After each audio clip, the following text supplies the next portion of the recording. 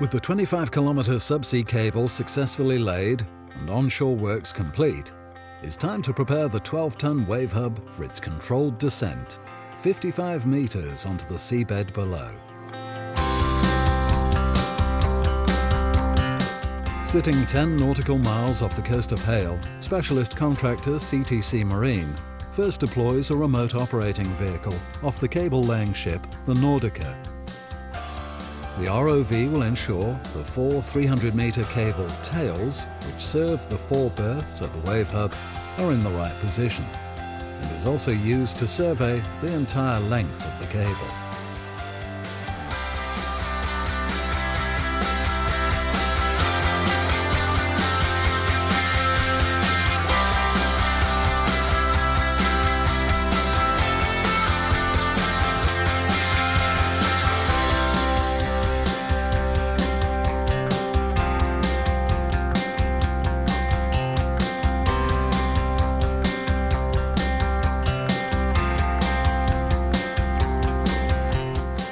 Wave Hub General Manager Guy Lavender waited patiently on board a neighbouring vessel as the 7-year project to bring the Wave Hub to fruition entered its final stages.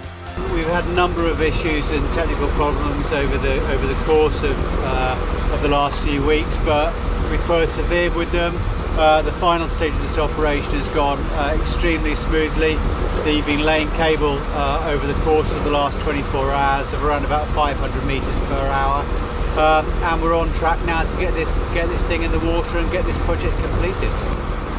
After 7 years and a lot of time and effort from the project team and the contractors, it feels incredibly exciting to be stood on this vessel, watching this hub about to be prepared to go over the side. So it's a combination of so much work from so many different people, and it's really the beginning. In one way it feels like the end, but it's the start of this industry, it's the start of this project. There's lots more work to be done, but it's a really, really exciting moment.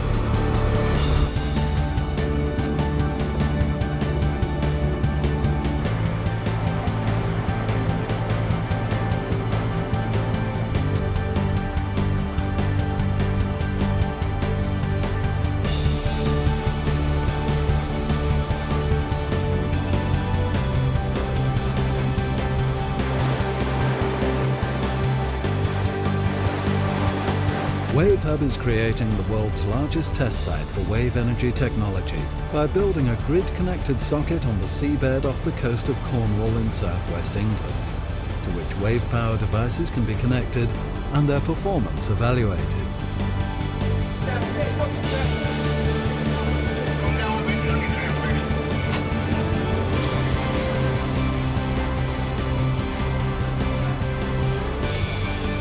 Fantastic moment, a moment that we've been waiting for all these years. You can see behind me the hub just about to be lowered into the water out here 10 nautical miles from Hayle. It's a brilliant moment for us. It's the culmination of 7 years work.